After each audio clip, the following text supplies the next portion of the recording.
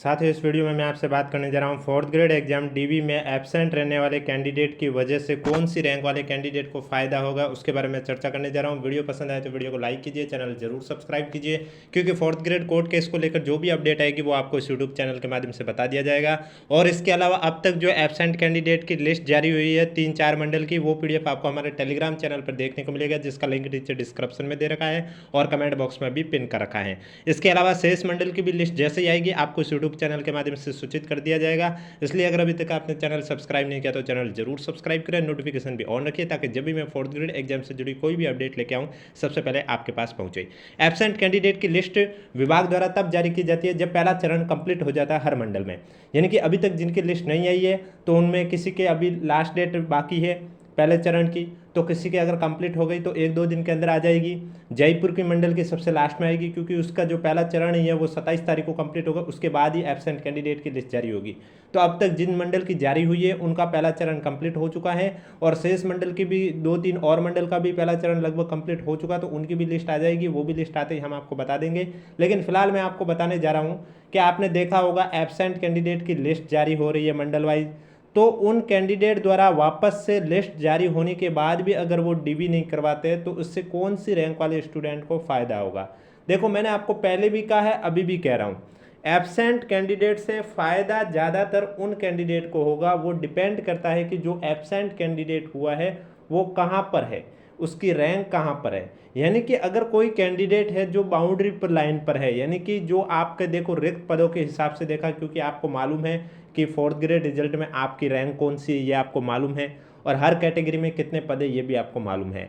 Horizontal reservation minus करने के बाद आप खुद चेक कर सकते हैं कि आपका फाइनल सिलेक्शन होगा या नहीं होगा, या आप बाउंड्री पर है या नहीं है। जैसे कि मैं एक एग्जाम्पल के थ्रू समझा रहा हूँ। जैसे कि एक कैंडिडेट है, माना कि वो ओबीसी कैटेगरी का है, एग्जाम्पल के लिए मैं आपको समझा रहा हूँ, बाकी आसान भाषा में समझाने के लिए मैं कम पद लेके समझा रहा हूँ।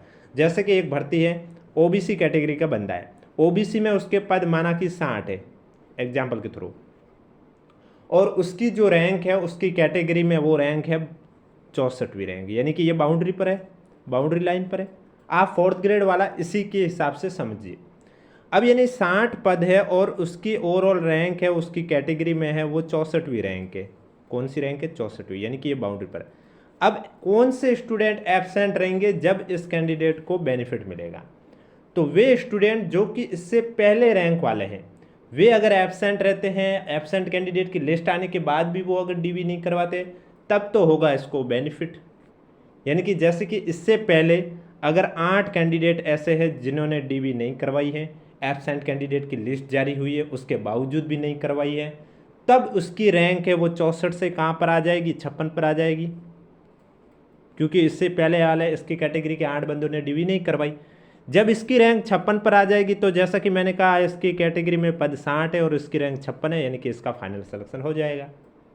लेकिन इस बीच अगर इसकी रैंक 64 पर है, लेकिन इसकी कैटेगरी में जो एब्सेंट कैंडिडेट है वो सब इसकी रैंक के बाद वाले हैं, यानी कि कोई अपनी कैटेगरी में 72 रैंक पर है, कोई 84 रैंक पर है, कोई 86 पर है, यानी कि इससे पहले वाला कोई कैंडिडेट एब्सेंट है ही नहीं, तब फिर इसको बेनिफिट नहीं मिलेगा। क्योंकि ये जो एब्सेंट रहे हैं या नहीं रहे इससे इसको कोई फर्क नहीं पड़ेगा, क्योंकि इनसे ये ऑलरेडी आगे है। तो यही मैं आपको बताना चाह रहा हूं कि डीवी में एब्सेंट रहने से उन कैंडिडेट को फायदा होगा जो बाउंड्री लाइन पर है, और उनसे पहले वाले के रैंक वाले जो कैंडिडेट अगर कोई एब्सेंट रहता है तब उनको बेनिफिट रहता है। यानी कि जो बाउंड्री लाइन के आसपास भी नहीं है और इतने एब्सेंट भी नहीं है, तो फिर जो बहुत दूर रैंक पर है तो उनको वैसे भी कोई फर्क नहीं पड़ने वाला है। कैसे? इसी एग्जाम्पल के साथ थ्रू समझा रहा हूँ। जैसे कि 60 पद है और एक कैंडिडेट है उसकी रैंक आई है 140वीं रैंक, माना कि अब इसकी कैटेगरी में एब्सेंट कैंडिडेट है माना कि 40 एग्जाम्पल के थ्रू, तो 40 के 40 इससे पहले वाले रैंक वाले, तो यानी कि ये 140 से कहाँ पर आ जाएगा? ज़्यादा से ज़्यादा 100 रैंक पर आ जाएगा। लेकिन इसकी कैटेगरी में तो 60 ही पद है, फिर भी इसका सिलेक्शन नहीं हो रहा है। तो यही मैं आपको बताना चाह रहा हूँ कि देखो, एब्सेंट रहने से उन्हीं कैंडिडेट को बेनिफिट मिलेगा। इसमें 2 कंडीशन है। पहली कंडीशन कि अगर कोई बाउंड्री लाइन पर है कैंडिडेट और उससे पहली रैंक वाले कैंडिडेट एब्सेंट रहते हैं और वो जितने रैंक से चूक रहा है उतने कैंडिडेट एब्सेंट रहता है, तब तो उसका फ़ायदा हो जाएगा। अगर उसके बाद वाले रैंक वाले एब्सेंट रहते हैं तो उससे उसको कोई फ़र्क नहीं पड़ने वाला, चाहे वो एब्सेंट रहे या नहीं रहे, क्योंकि वो तो उससे ऑलरेडी आगे। और दूसरी कंडीशन, उन्हीं स्टूडेंट को कोई फ़र्क नहीं पड़ने वाला जो रैंक के पास भी नहीं है, जो 1 गुना की रैंक के पास भी नहीं है, बहुत ज़्यादा दूर है, और उनसे पहले 70-80 अगर एब्सेंट भी रहते तभी भी वो अगर 1 गुना की रैंक में नहीं आ रहा है तो उससे उसको कोई फ़र्क नहीं पड़ा है कि चाहे उससे पहले वाले एब्सेंट रहे या नहीं रहे। वो अलग बात है कि अभी एब्सेंट रह रहे हैं तो वो थोड़ा और पास आ गया है और उसके बाद हो सकता है कोई ज्वाइनिंग ना करे या फिर वापस से वेटिंग लिस्ट आए तब उसमें नंबर आ जाए, वो अलग बात है। लेकिन फिलहाल जो फाइनल रिजल्ट जो आएगा उस हिसाब से मैं आपको बताने जा रहा हूँ। तो आशा करता हूँ आप समझ गए होंगे कि डीवी में जो एब्सेंट कैंडिडेट है इससे कौन सी रैंक वाले स्टूडेंट को फ़ायदा होगा। यानी कि ये डिपेंड करता है कि आपसे आगे वाले एब्सेंट रहे या आपके रैंक से पीछे वाले एब्सेंट रहे। आगे वाले एब्सेंट रहे और आप बाउंड्री लाइन पर हो तब तो आपको फ़ायदा है, और आप बाउंड्री लाइन पर हो आपसे पीछे वाले एब्सेंट रहे तो उससे आपको कोई फ़र्क नहीं पड़ने वाला, कोई फ़ायदा नहीं।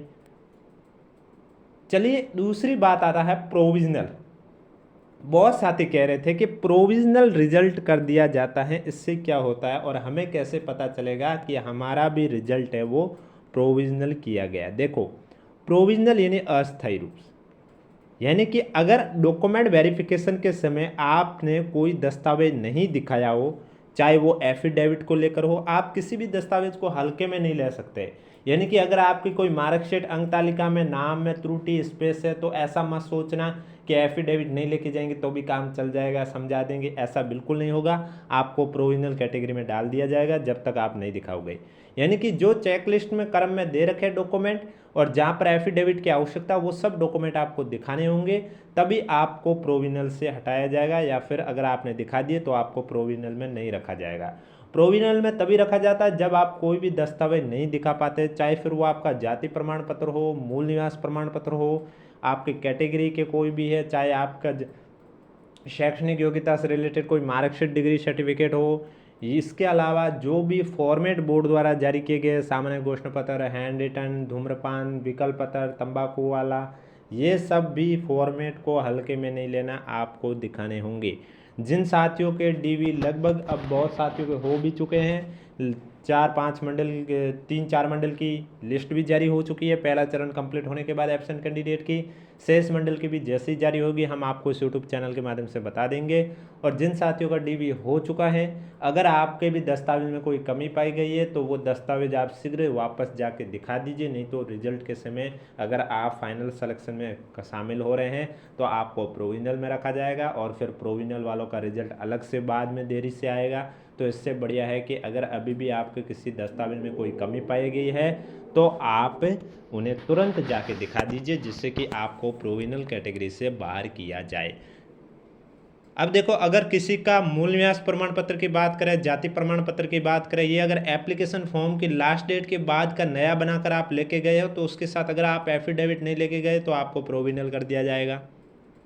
या फिर एप्लीकेशन फॉर्म की लास्ट डेट से पहले का बना हुआ है आपका जाति प्रमाण पत्र, SC/ST कैटेगरी के हो तब तो कोई दिक्कत नहीं है, वो लाइफ टाइम वैलिड रहता है। लेकिन इस बीच आप EWS, OBC non creamy layer, MBC non creamy layer category के हो और आपका जाति प्रमाण पत्र 1 साल से ज़्यादा पुराना हो गया तो उसके साथ आपको एफिडेविट लेके जाना होगा।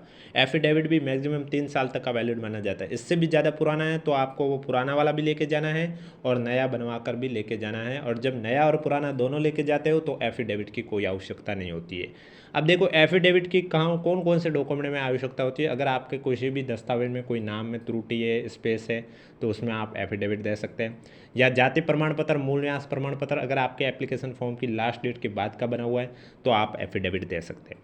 लेकिन जो शैक्षणिक से रिलेटेड सर्टिफिकेट हुए हैं या स्पोर्ट्स कोटे के सर्टिफिकेट हुए या PH कैटेगरी के प्रमाण पत्र हुए या किसी महिला ने परित्यक्ता विधवा कैटेगरी से फॉर्म फिल किया तो उनके प्रमाण पत्र हुए, ये आपके एप्लीकेशन फॉर्म की लास्ट डेट से पहले के होने चाहिए। अगर बाद के बने हुए तो उसमें एफिडेविट मान्य नहीं होगा और नहीं आपका सिलेक्शन होगा। उसके लिए वो मान्य दस्तावेज वही होंगे जो एप्लीकेशन फॉर्म की लास्ट डेट से पहले के हो, चाहे कोई सेवानिवृत्त कर्मचारी हो, कोई भी हो, क्योंकि वो सब आपके जो एप्लीकेशन फॉर्म की लास्ट डेट होती है उसके अकॉर्डिंग ये देखे जाते हैं। इसके अलावा किसी भी साथी को कोई डाउट है तो नीचे कमेंट बॉक्स पूछिए। वीडियो पसंद आए तो वीडियो को लाइक कीजिए, चैनल जरूर सब्सक्राइब कीजिए, क्योंकि फोर्थ ग्रेड हाई कोर्ट को लेकर जो भी फैसला आएगा वो हम आपको इस यूट्यूब चैनल के माध्यम से बता देंगे। इसके अलावा फाइनल रिजल्ट को लेकर जो भी अपडेट आएगी वो भी हम आपको इस यूट्यूब चैनल के माध्यम से बता देंगे। अब तक जो भी डॉक्यूमेंट, अब कुछ साथी को ये भी डाउट होगा कि हमें प्रोविजनल में रखा है या नहीं रखा है। तो जब आपका डीबी हुआ है उस समय अगर आपसे चेकलिस्ट पर साइन करवा दिए गए हैं, इसका मतलब चेकलिस्ट पर साइन तभी करवाए जाते हैं जब आपके डॉक्यूमेंट सभी सही है और आपको वापस आने को नहीं कहा जाता। अगर किसी साथी को वापस आने को कहा गया तो वो प्रोविजनल में है, अगर वो वापस नहीं गया तो, और नहीं कहा गया है तो फिर आपके सभी डॉक्यूमेंट सही है। और जिनकी अगर अभी तक डीबी नहीं हुई है और आप एक बार जब डीबी करवाते हैं तो उसके बाद आप कंफर्म करने के लिए पूछ भी सकते हैं वहाँ पर कर्मचारी जो आपके डीबी ले रहे हैं उनसे कि हमें वापस आने की आवश्यकता है या नहीं है, हमारे सब डॉक्यूमेंट सही है, वो आपको बता देंगे। और अगर आपके किसी दस्तावेज में कोई कमी पाई जाएगी तो भी वो आपको कह देंगे कि आपके इस दस्तावेज में कमी पाई गई है और ये आप जल्द से जल्द हमें पेश कीजिए ताकि हम आपको प्रोविजनल कैटेगरी में न डालें। आपको मैंने पिछले बार प्रूफ के साथ भी बताया प्रोविजनल कैटेगरी में स्टूडेंट को डालते चरित्र प्रमाण पत्र को भी आप हल्के में नहीं ले सकते। देखो कुछ साथी ने क्या किया, लाइब्रेरियन के रिजल्ट की बात कर रहे थे, ये किया कि चरित्र प्रमाण पत्र जो अंतिम शिक्षा जहाँ से प्राप्त की वो शो नहीं किया, दिखाया नहीं उन्होंने डीवी के समय। तो लास्ट में जब रिजल्ट आया तो उन्हें प्रोविजनल कैटेगरी में डाल दिया गया।